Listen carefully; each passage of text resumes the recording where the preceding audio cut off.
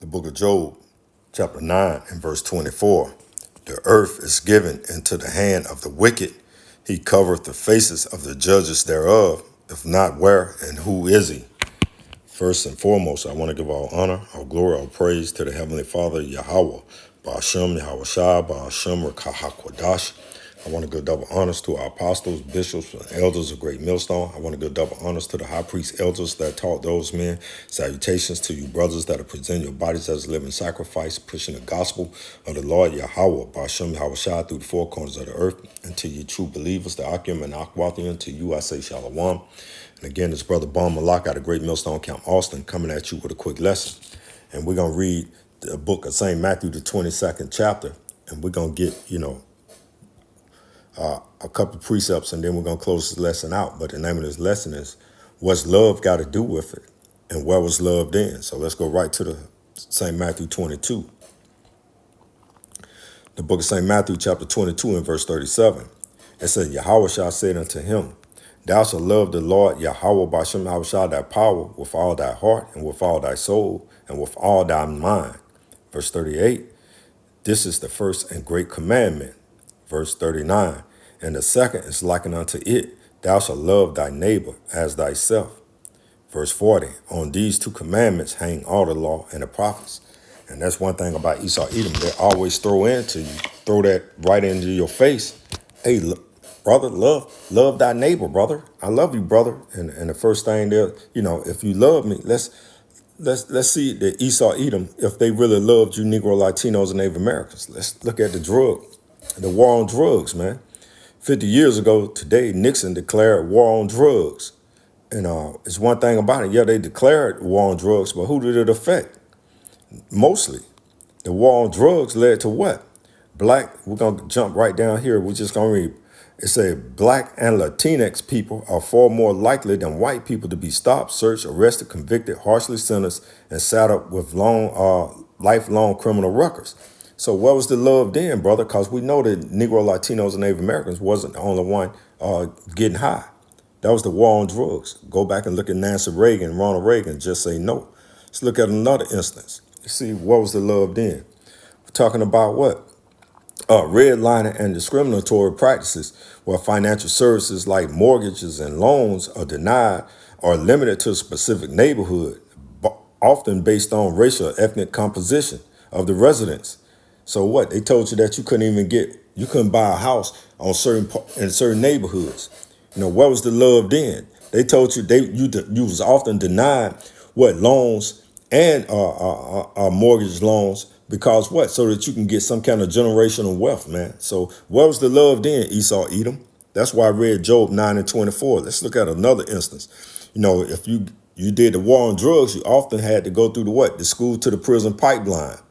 What is the school to prison pipeline? Where was the love? Let's jump down to it.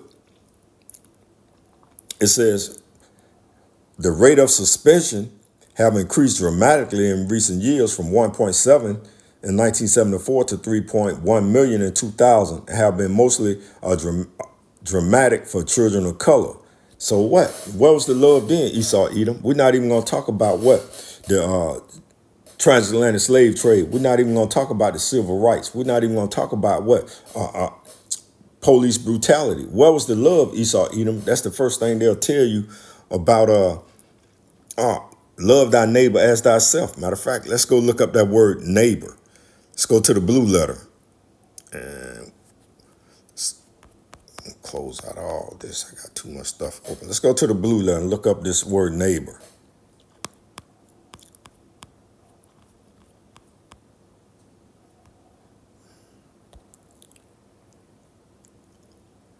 And that's Strong's G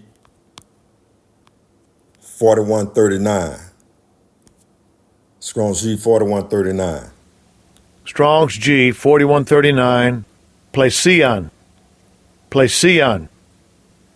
In the outline of biblical usage, we're going to go down to B. It's any other person, or where two are concerned, the other, thy fellow man, thy neighbor. Nope. It's according to the Jews, you Negro, Latinos, and Native American, but more specifically the tribe of Judah, the southern kingdom, any member of the Hebrew nation or commonwealth. So your neighbor always have been people of your same nationality. That is your neighbor. It's not your next door neighbor. It's not, because 2/3 of you Negro, Latinos, Native Americans, y'all don't even know your next door neighbor. It's people of the same nation, man. Nationality. That's what a neighbor is. So let's get out of this. So now we know what we're talking about. Let's go to the book of Ecclesiasticus, man. Thought I had it. We'll get it from right here.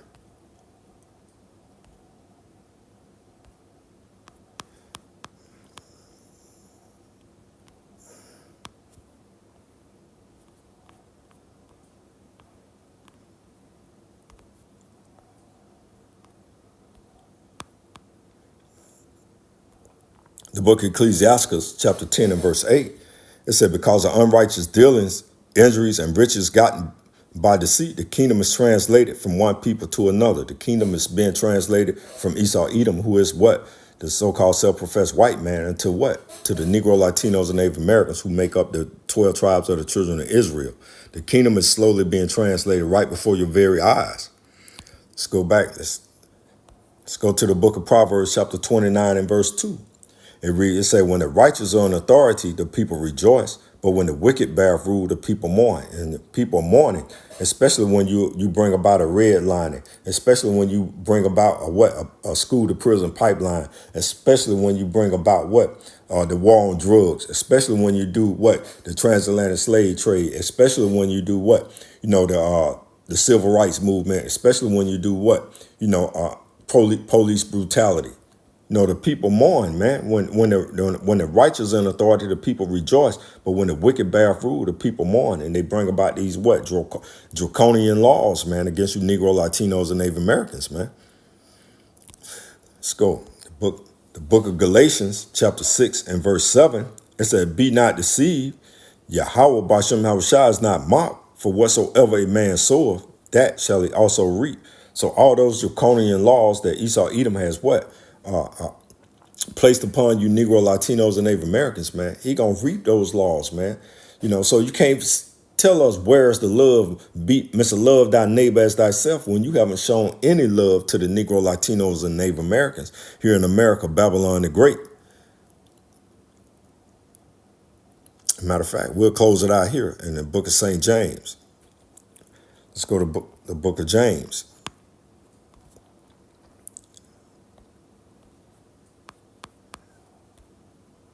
The book of James, chapter 2 and verse 13. For he, Esau Edom, so-called self-professed white man, shall have judgment without mercy that have showed no mercy. And Esau Edom hasn't shown any mercy in any of his draconian laws that he practiced on you Negro, Latinos, and Native Americans. And mercy rejoices against judgment. And so we're going to rejoice when the Lord Yahweh Bashem Yahushua come in and fully destroy his wicked and adulterous kingdom, man. So where was the love then, and where was the love now, Esau Edom? So in closing, I pray this lesson has been edifying. I want to give all honor, all glory, all praise to the Heavenly Father, Yahweh, Ba'ashem, Yahushua, Ba'ashem, Kakwadash. I want to give double honors to our apostles, our bishops, and elders of Great Millstone. I want to give double honors to the high priest elders that taught those men, and to you listeners, you Akim and Akwathian, to you I say Shalom.